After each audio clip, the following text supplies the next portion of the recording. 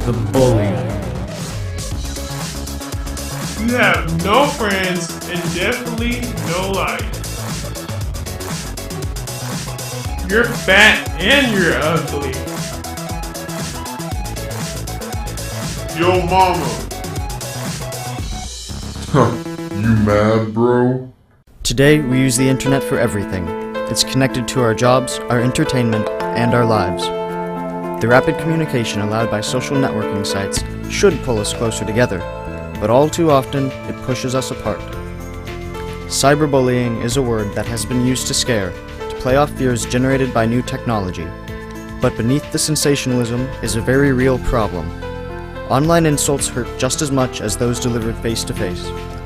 With the current explosion of social networks and instant messengers, a new kind of bully has appeared, one who hides his or her face to taunt and tease anonymously. Today we'll be exploring some ways to shut down cyberbullying. Hi, I'm Kristen Hughes, and today on A Cyber Situation, The Bully, we're going to talk about the importance of cyberbullying and how aware we should be of the problem since it's growing so fast. I'm with Jacob Hart. And Jacob, what do you think about this topic and how important it is right now to deal with? Well, cyberbullying is a problem that I'm sure either you or someone you know has dealt with. And what happens with cyberbullying as opposed to regular bullying is it's one of those things that is either a huge deal or you can just brush off. Mm-hmm. There's very little in between. Mm-hmm. I agree. I think that with social networking sites growing so fast, it's becoming more and more of a problem. It's easier to bash somebody on the internet rather than face-to-face because you're going to maybe not get caught, or it's a less risk of somebody saying something to you. If you were just in the hallway at school and said a mean thing to somebody, and it became somebody saw you and gave you a punishment for it. I think that it's a problem that's growing pretty rapidly, and I think it's causing a lot of harm to students and their and all ages actually of their self-esteem. And what do you think? What are some examples of cyberbullying that you have heard of? Well, it can be just a post on a Facebook wall. It could be a string of anonymous emails. But like you said, the problem with cyberbullying is that people don't fear repercussions. Whereas with the school, if you're pushing, shoving, tripping, all those little physical things, those can be sometimes easier to deal with than this full verbal assault, or as it would be textual assault, that is just breaking down your self-esteem one little bit at a time. Like you said, the emails, and I've heard of fake profiles of people that have been started, and then people start posting other things about them and nasty pictures, and I think that it can lead to a lot of threats, and I've heard a lot of even death threats. It's very sad that somebody can do this online about it. I don't know, is there anything else that you've heard, or any stories or anything? Well, I do know that there was one college student who his friend set up a camera in the apartment and caught some things that he would rather not have had them see. They put this on YouTube, and boy committed suicide. Yeah, and suicide is one of the leading causes right now for teens, and I think it's number one, but it's becoming a huge problem. We've already established that part. It's growing rapidly. I've heard an example of somebody who was tormented online, had a fake website made about them, and then it became out there when she got her car egged and written on her windshield mean things, and it becomes physical in that aspect. Maybe they're not pushing them or shoving them like you said, but it's really hard to deal with for people like that. You come outside and see that for no reason. You didn't do anything wrong, or you're teased about your weight or the way you look, or what you do, what you like to do. It's just Well, that's exactly it. There was a video that went viral a few years ago. I think it's on YouTube, called Star Wars Kid, and it's a guy, he didn't know they were filming him. He was just kind of having fun in the green room, swinging a golf club around, and Well, video went viral. Suddenly everybody knows him just as the Star Wars kid, this slightly overweight dork, pretty much. That's his entire identity online, and people forget that there's a person underneath that. This kid has undergone so much teasing, so much just taunts about this video, that he wound up in counseling. His family's filing lawsuits for defamation. Yeah. You're right. They forget who the person is, that realize that there's a person underneath that. And it doesn't matter, it shouldn't matter what other people think in that situation, but it does. It really hurts. Like you said, we were talking about, before all this, we said the word, you go ahead, sticks and stones. Sticks and stones may break my bones, but words may never hurt me. Yeah. And that works as long as you can believe it, but there are times when it's just so hard to get past what others think of you, and start to kind of build your life around their opinions.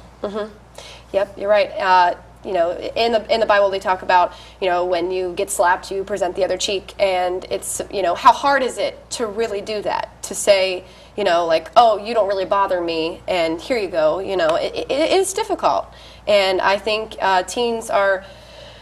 It is such a problem right now, and I hope that teens out there and all ages, if you're being picked on, like, this is, you need to understand that God loves you for who you are, and that's really all that matters. And we'll talk about that a little bit later. But I agree. I think that is just a huge problem, and we're seeing so many cases of it, and so many things on the news about it, and all different new ways. Well, it's truly tragic that it takes such big cases as a suicide or just someone winding up in therapy for people to realize this is a problem. I mean, we need a wake-up call, but does somebody have to suffer before we care? Yeah. The internet is really just one big channel for peer pressure. Yes. If someone starts a hateful thread on a message board, and before you know it, you've got people joining in. And that's due to the anonymity of the internet. One of the things that you can really judge a person by is how they act when they think nobody is listening or nobody can see them. Yeah, it detaches them from the situation, and they think that they have this false sense of security, that they're not going to get caught. And just because no one really sees them, or they think they can hide behind a fake profile, or, you know, do something to torment, it's very sad. And sometimes you start to get the mindset where simply because you're not feeling any negative repercussions, neither is the target, neither is the person you're bullying, and you start to forget that what you're doing is really hurting someone. Yep. It really does. It really hurts them, and, you know, you don't, like you said earlier, it just, you forget, you don't realize that that person is somebody else. You know, who cares what, you know, what they look like, or, you know, it's a matter about who they are as a person and how they treat other people. And if they're treating you good, why are you bashing them? You know, it's like they're leaving you alone. Why are you, you know, tormenting them for no reason? You know, it's just because of your own self-esteem, you know. I think the reasoning for cyberbullying comes back to the same as just regular bullying in school. It comes back to your own insecurities, your own things that you fear, and you're taking it out on others. I agree. Yeah, I think people really forget that there is a person behind those hurtful words that you're saying, and they don't realize, you know, maybe it would happen to them. It could happen to them, and how they would feel, you know, until you're in that situation. So. Too true. Yeah. Too true. Coming up, we're going to be discussing ways that we could help prevent cyberbullying, but before that, we'll be talking about the responsibility and who it belongs to.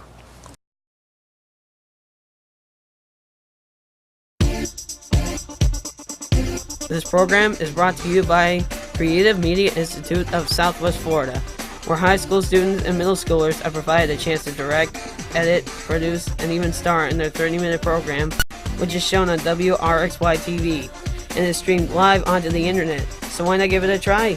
If this sounds great for you or your child, check it out at creativemediainstitute.com. This could be your big break. Hey there, and welcome back to Cyber Situations. Today we've been discussing cyberbullying, a growing problem. We want to move past the victims and the tragedies that have occurred, though, to really try and figure out who's to blame and where the responsibility falls. Nowadays, we're connected 24/7, whether it's by our phone, our laptop, our netbook, and we really need, with all the communication going on 24/7, you can bet that not all of it's going to be nice, not all of it's going to be positive, and not all of it is going to be Christ-like. So, Kristen, who do you think is to blame for the...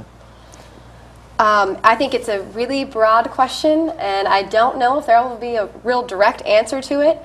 I think parents should monitor their kids, or somehow, but I know it's tough. I know for some networking sites you have to be a certain age, and a lot of times kids get around that and they lie about their age on the internet, or to have these sites, and I think it's very hard for a parent to monitor that. There are programs out there that you can see what your child is doing. Maybe you could look into that and see, but it's hard, But then there's the question of the social networking sites as being responsible for stopping these things. Right, and when you blame the technology itself, you tend to overlook a lot of the good that the technology has done, whether it be just allowing easier communication for day-to-day plans and everyday life, or letting you keep in touch with old friends. Yes, I agree. I think the sites are great for those reasons. I have a site, for that, and I think I love keeping in touch with people. You're exactly right, but it does create bad things. It's just, like we said, it's just so much easier for students or kids, or actually at any age. I know we are emphasizing that it's any age this is happening to, but it's so much easier for somebody to just put down somebody else on the internet without that face-to-face contact. And you're right, who is responsible? It's really hard to direct that question. But I do want to talk about a local woman in Florida who tried to connect with a social networking site and tried to tell them what was happening to her 14-year-old daughter who was being harassed on the internet. There was a website, and it had all these pictures of the girls from school, and there was a lot of degrading comments, very inappropriate comments that were made. And of course, she ended up going to the police about it, which is the only thing you really can do in that situation. It's hard to stop them. She tried to contact the site. They didn't do anything about it, but at least she was trying to take a stand. I applaud that effort. Because I think they should monitor that. But well, ultimately, the people who get onto the sites, they're going to be held responsible for their own actions, whether they hold themselves responsible or by somebody else. Yeah. The truth is, they can't all be prosecuted. They can't all have some tangible punishment, but there will be a reckoning. I mean, there's your freedom of speech in there, right? You know what I mean? You can say whatever you want, but you can't yell fire in a crowded room or a movie theater or whatever, but you can't cause panic. But at the same time, it's like, where do you draw the line when it comes to this kind of stuff? I think where you draw the line is when the threats begin. You can take any amount of taunting and teasing, and if you let it just fly right over your head, that's fine. Yeah. It's fine, as long as it's not bothering you. But with the threat, whether it bothers you or not, whether you think it's serious or not, you need to tell someone. You need to let an adult know. You need to let a teacher know. Maybe even go to the police if you think it's serious enough. Yeah, I agree. I want to emphasize, I think every threat is serious. And, it should be taken seriously, whatever it is. And you think it's a joke, it might not be. You never know. So a lot of terrible things have happened. People need to recognize.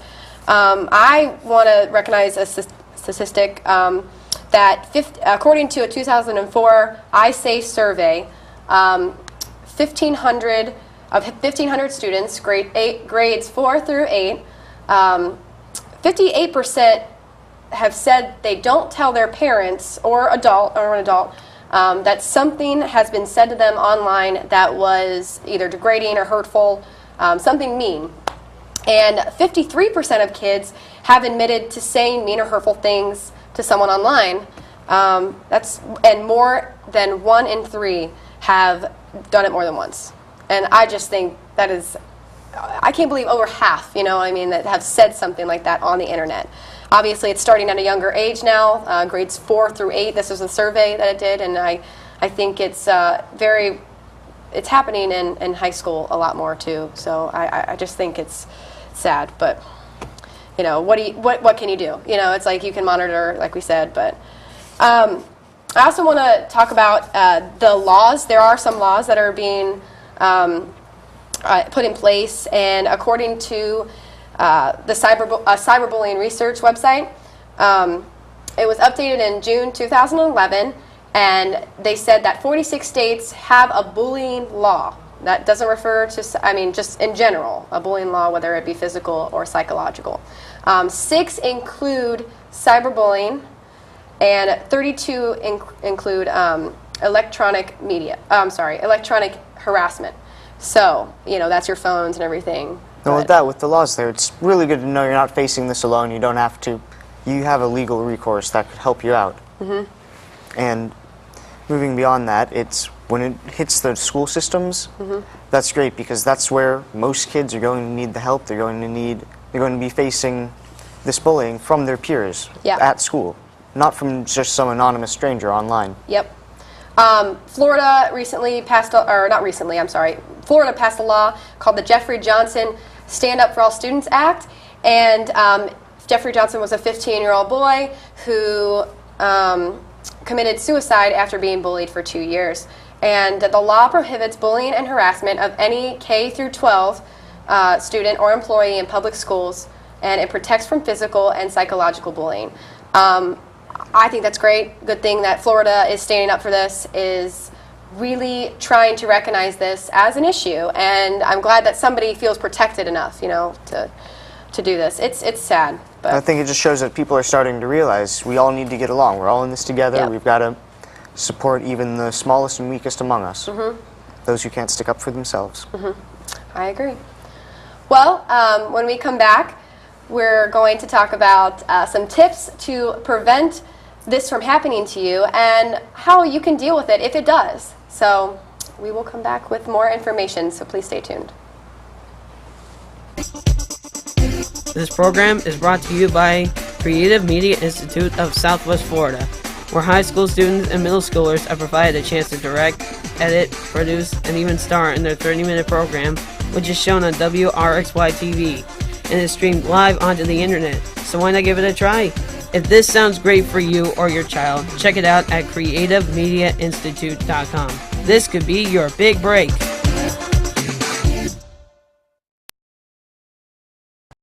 Welcome back to A Cyber Situation, The Bully.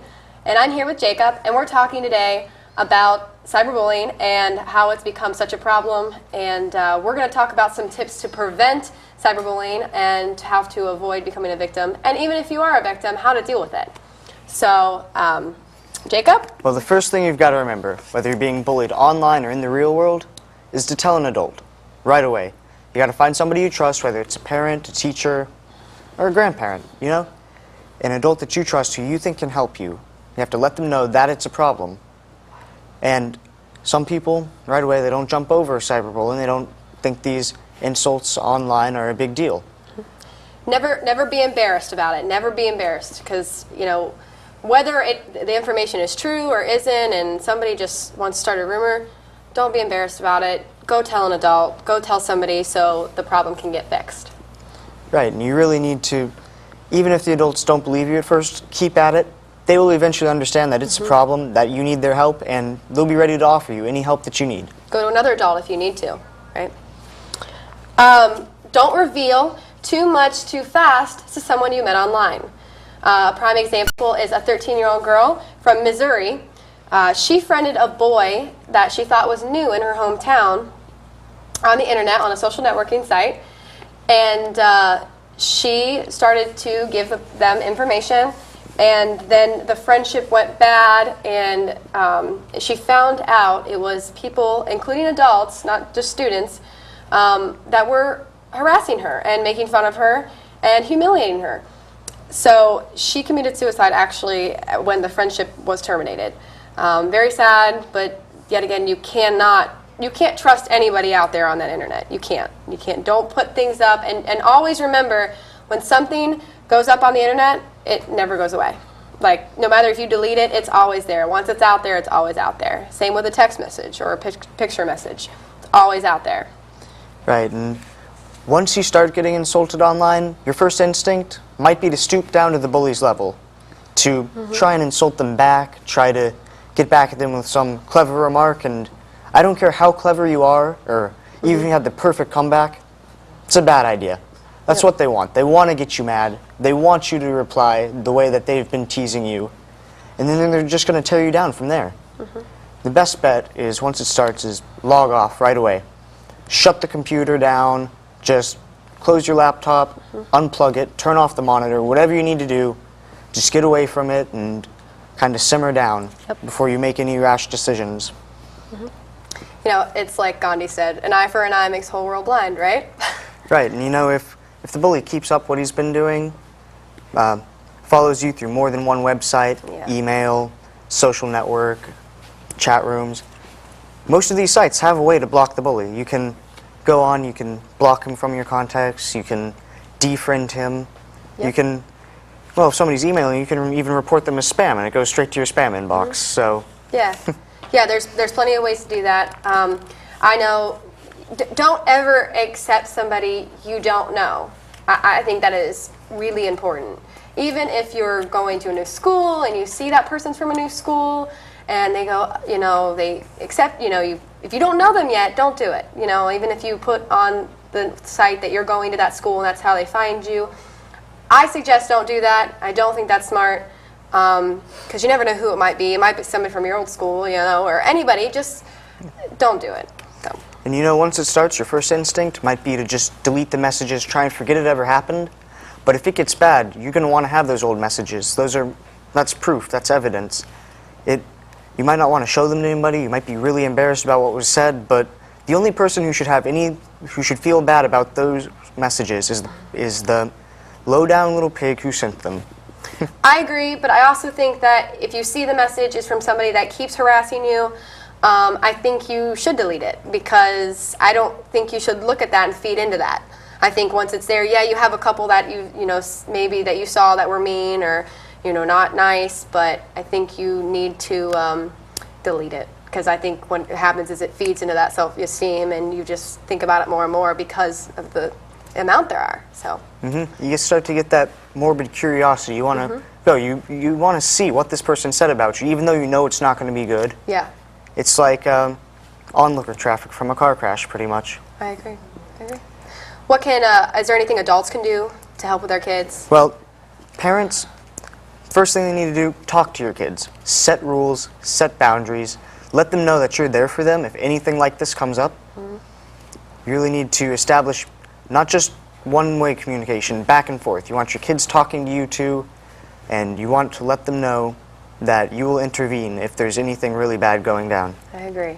It's always important to have that support. And even if it's not your parents, I want to encourage anybody who mentors children, I think, or teens, or that they need to encourage the kids, you know, to have that confidence and to not worry about what people say, and help them, you know, if there is a problem, and go to the school or go to the police or whatever. So. You know, with the rules that the parents can set, well, I know the kids out there aren't going to like this, but friend your mom. Yeah. She's going to be able to help you out with anything that goes on, and maybe you say something she doesn't like, she can let you know and try and get that worked out. I agree with that advice. It's very hard to do for some children, probably. They don't want their mom to say anything embarrassing, but I think it's good, or at least, you know, if you don't, just like we said, do not ignore this. Like, you need to tell somebody that it's going on. So, I agree. Are there any more tips? Well, your parents are always going to be there to intervene for you if you need them. They can come in, if it's something that's going on at school, they can arrange a conference with your teacher for you. If it's something that's been bothering you for a while, they can call the child's parents. It's, you know, bring the hammer down on him or her. Yeah, I agree. I want to encourage all the people, all ages, if you are going through something like this, please remember that the Lord loves you for who you are, and try not to worry about what those people are saying to you. I know it's hard. I know I've felt it. It's hard to ignore emotions and the feeling of insults, but please, please remember the Lord is the most important thing, and what He thinks about you is is the most important thing, and that's what really matters. Jesus loves me. This I know, for the Bible tells me so. Yes, perfect. Perfect. And you know, one of my favorite Bible verses is from Proverbs, chapter 3, verse 26. Because God will be there right with you, He'll keep you safe and sound. I think that is the most important thing to remember if you are going through any of these problems, not only with cyberbullying or being picked on at school or anything like that. You need to remember that in any situation where you're feeling discouraged, that He will never forsake you. He will always be with you. He will keep you strong, and He will get you through this. Always remember to not choose the permanent solution to a temporary situation. I think that is the most important thing to remember, and I cannot stress that enough. Always remember He's with you. And I'm sure if you just look around, you'll see friends that God has placed there for you, people who love you and care about you just as much as He does. I'm Kristen. And I'm Jacob. And thanks for joining us on A Cyber Situation, The Bully. This program is brought to you by Creative Media Institute of Southwest Florida, where high school students and middle schoolers are provided a chance to direct, edit, produce, and even star in their 30-minute program, which is shown on WRXY-TV and is streamed live onto the internet. So why not give it a try? If this sounds great for you or your child, check it out at creativemediainstitute.com. This could be your big break. Hi, my name is Caleb. I'm here at the Creative Media Institute. I've had a really great time. I worked on the cameras. I was one of the cameramen, and had a really great time and learned a lot. Thank you. Hello, I'm Matthew, and I was a camera operator and lighting coordinator here at Creative Media Institute. It was a fun and exciting opportunity to enhance my movie skills. Right here at the Jib, I had learned a couple of skills, and they taught me all of it in the course of about 1.5 days. And this was very fun, so you should try it yourself. Hi there, I'm Jacob, and I spent my last week working with the Creative Media Institute to bring you our show, A Cyber Situation, The Bully. They taught us how to do the camera work, the lighting, the stage design, but my personal favorite part was the writing of the script and the production of it as a team. I helped come up with some of the ideas that created our program, but everyone had their input till it became the show that you saw today. So if you're interested in creating a show like this, or in getting the experience of working in a TV studio, you can reach us at creativemediainstitute.com. Hello, my name is Derek, and I have been at Creative Media Institute all week, directing and editing a 30-minute program called A Cyber Situation. I really enjoy the magic behind the camera, but directing and editing instead of on camera, because I have more fun when I'm editing and directing. I really enjoyed working with the team, and we all did a great job.